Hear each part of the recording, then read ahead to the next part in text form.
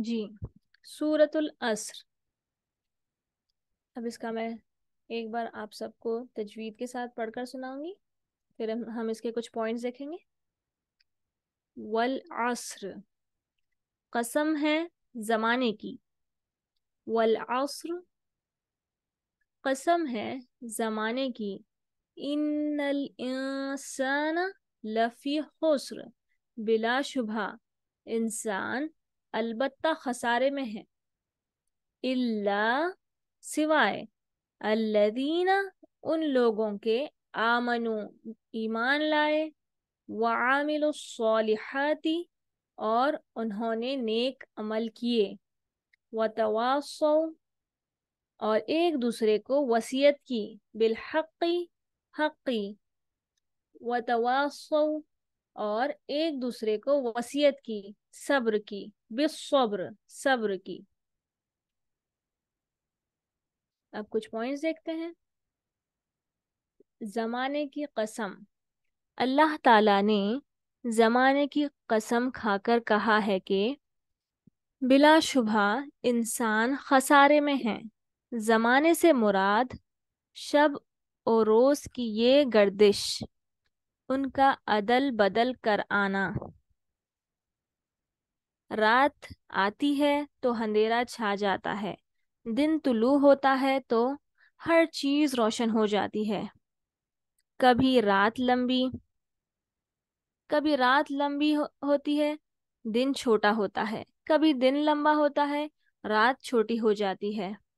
زمانے کا یوں گزرنا اللہ کی قدرت اور کاریگری پر دلالت کرتا ہے، اسی لیے اللہ تعالیٰ نے اس کی قسم کھائی ہے. یہ بات ذہن نشین رہے کہ اللہ تعالیٰ تو اپنی مخلوق میں سے جس کی چاہے قسم کھا سکتا ہے، لیکن انسانوں کے لیے اللہ کی قسم کے علاوہ کسی چیز کی قسم جائز نہیں ہے. انسانوں کے لیے کیا چیز جائز نہیں ہے؟ اللہ کے سوا کوئی بھی جو ہے قسم نہیں کھا سکتا کسی بھی چیز کی. ہم جو ہے اللہ ہی کی قسم کھا سکتے ہیں. انسان خسارے میں ہے. انسان کی عمر کا زمانہ اس کے سال، مہینے اور دن رات بلکہ گھنٹے اور منٹ ہیں، اور یہی اس کا سرمایہ ہے جس کے ذریعے وہ دنیا و آخرت کے عظیم منافع حاصل کر سکتا ہے. اللہ تعالیٰ نے ہر انسان کو اس کی عمر کے اوقات کے بے بہا سرمایہ دے کر ایک تجارت پر لگایا ہے تاکہ وہ عقل اور شعور سے کام لے اور عمر کے اوقات کو خالص نفع بخش کاموں میں لگائے تو اس کے منافع کی کوئی حد نہیں رہتی. اگر اس کے خلاف کسی نقصان دہ کام میں لگا دیا تو نفع کی تو کیا امید ہوگی؟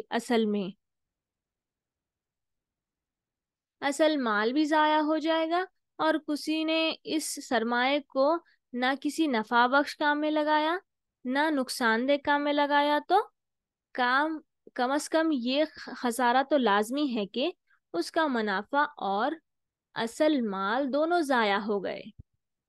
یہ محض ایک تمثیل ہی نہیں بلکہ حقیقت ہے جس کی تائید رسول اللہ صلی اللہ علیہ وسلم نے فرمایا ہے کہ ہر شخص اپنے نفس کی خرید و فروخت کرتا ہے، بس اسے آزاد کرا لیتا ہے یا اسے ہلاک کر دیتا ہے.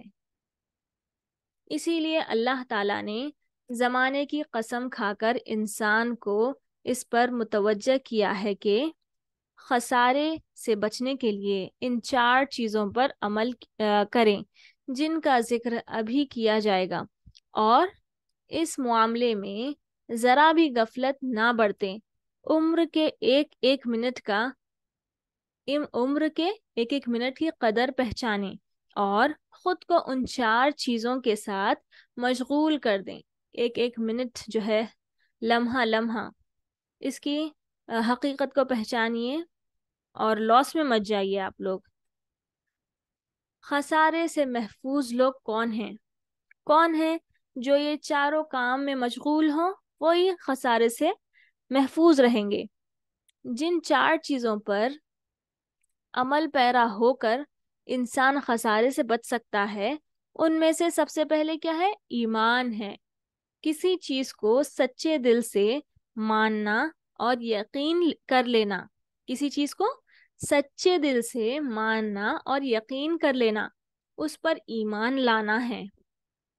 شرعی طور پر ان 6 چیزوں کا زبان سے اقرار، دل سے تصدیق اور اعضاء سے ان کے مطابق عمل کرنا ایمان کہلاتا ہے۔ شرعی طور پر اس کا ڈیفینیشن کیا ہوگا؟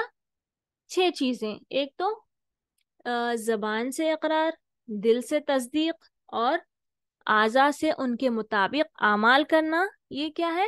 ایمان کا ڈیفینیشن ہے، اس کو ہم ایمان کہیں گے۔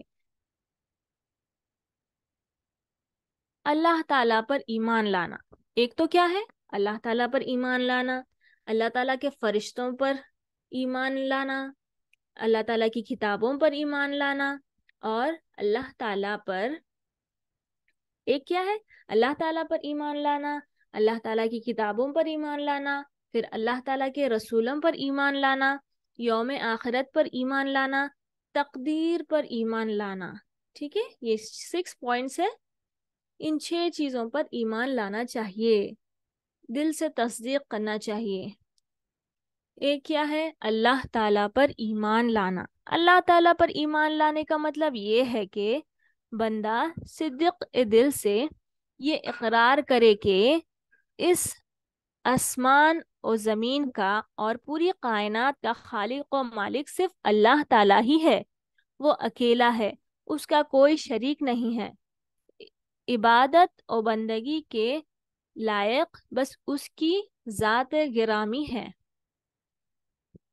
اللہ تعالیٰ کے فرشتوں پر ایمان لانا، یعنی اس بات پر ایمان رکھنا کہ فرشتے اللہ کی ایک غیبی اور نوری مخلوق ہے، اللہ تعالیٰ نے انہیں اپنی بندگی کے لیے پیدا کیا ہے، ان کے ذمے جو کام لگایا جاتا ہے اسے وہ چن لیتا ہے۔ اللہ تعالیٰ کی کتابوں پر ایمان لانا، یعنی اس بات پر ایمان لانا کہ اللہ تعالیٰ نے اپنے رسول صلی اللہ علیہ وسلم اور دوسرے رسولوں کے ذریعے سے جو کتابیں نازل فرمائی ہیں ان کو تسلیم کیا جائے، اور ان میں سے صرف آخری کتاب قرآن مجید کی تعلیمات و احکام کو اپنے لیے مشعل راہ بنائی جائے۔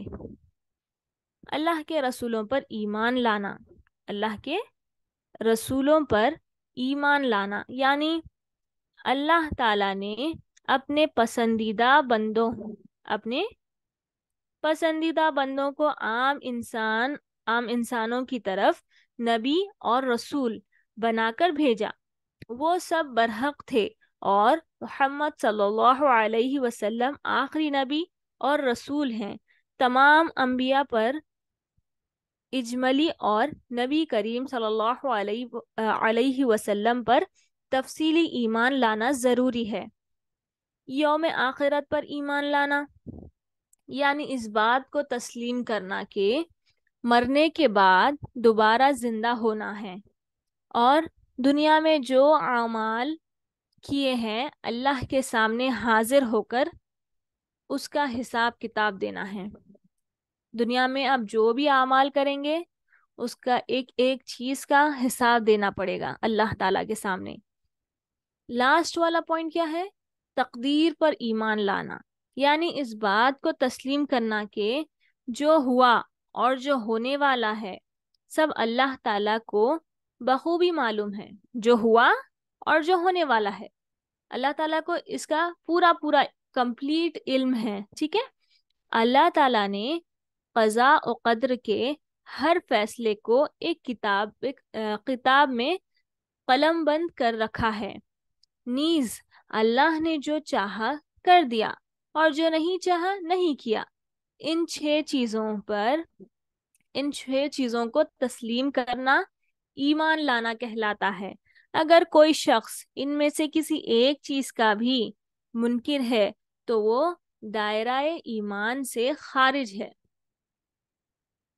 نیک اعمال، دوسری چیز جو انسان کو خسارے سے بچاتی ہے وہ ہے، پہلی چیز کیا تھی؟ ایمان، اور دوسری چیز کیا ہے؟ نیک عمل۔ کوئی بھی عمل جو خالص اللہ کی رضا کے لیے کیا جائے اور وہ رسول اللہ صلی اللہ علیہ وسلم کے طریقے کے مطابق ہو، وہ عمل صالح یعنی نیک عمل کہلاتا ہے۔ ٹھیک ہے، دیکھیے، کوئی بھی کام جو بھی آپ کرنا چاہ رہے ہوں صرف اور صرف اللہ کی رضا کے لیے اور اپنے نبی کی سنت کے مطابق ہو تو اسے کیا کہتے ہیں؟ اس اعمال کو نیک عمل کہتے ہیں، عمل صالح ہوتا ہے وہ۔ ٹھیک ہے، نیک عمل کے لیے رضائے الہی اور سنت رسول کی موافقات شرط ہے۔ ان دونوں میں سے کوئی ایک نہ ہو تو وہ عمل صالح نہیں ہو سکتا۔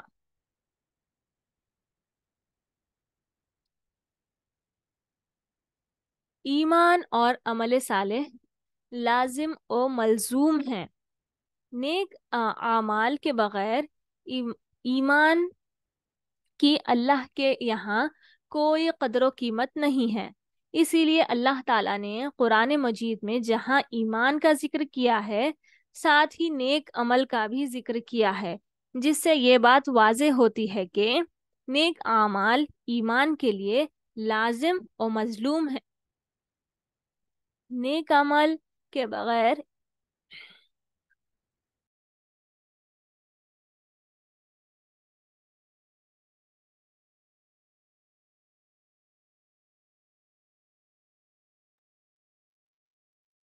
جی، لہٰذا اگر ہم دنیا اور آخرت میں کامیاب ہونا چاہتے ہیں تو ہمارے لیے ایمان کے ساتھ ساتھ عمل صالحہ کا ذخیرہ جمع کرنا ضروری ہے۔ وہ ایمان جو صرف زبان تک محدود رہتا ہے اور اس کا اثر انسانی زندگی پر کچھ نہیں ہوتا، یعنی اعضائے انسانی جیسے آنکھ، ناک اور دل و دماغ سے اگر اس کا اظہار نہ ہو تو وہ ایک بامعنی سا لفظ بن کر رہ جاتا ہے، جس کی کوئی وقات اللہ کے نزدیک نہیں ہے۔ یہاں علامہ اقبال کا شعر قدر و تصرف کے ساتھ موقع محل کے عین مطابق ہے۔ زبان سے کہہ دیا لا الہ الا اللہ تو کیا حاصل؟ زبان سے کہہ دیا لا الہ الا اللہ تو کیا حاصل؟ دل و نگاہ مسلمان نہیں تو کچھ بھی نہیں۔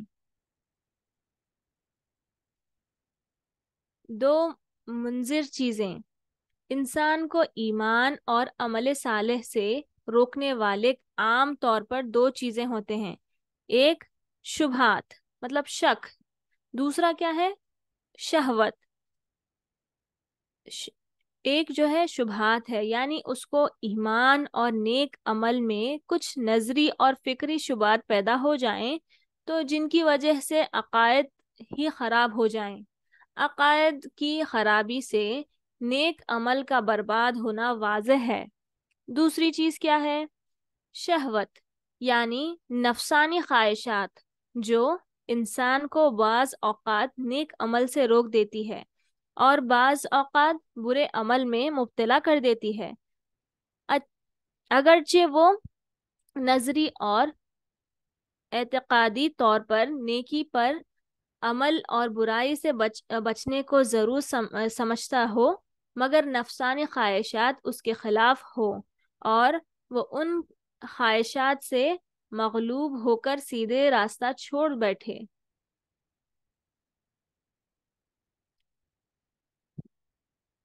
حق کی وصیت، تیسری چیز کیا ہے؟ حق کی وصیت دینا۔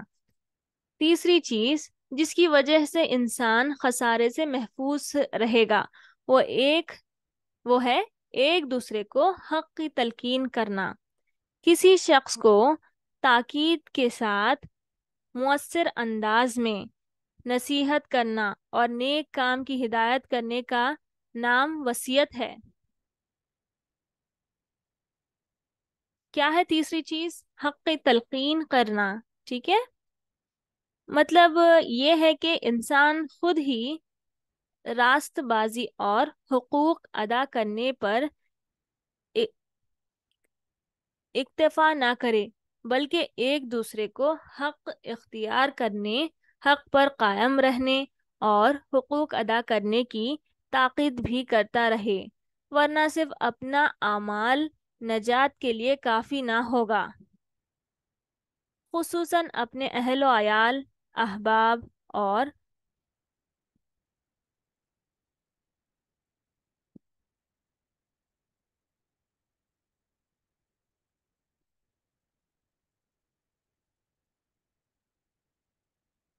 صرف ہمارے جو اعمال ہے وہ کافی نہیں ہے، تو ہمیں کیا کرنا چاہیے کہ دوسروں کو حق کی تلقین بھی کرنا چاہیے، ٹھیک ہے؟ نیکسٹ پوائنٹس ہم کل دیکھیں گے۔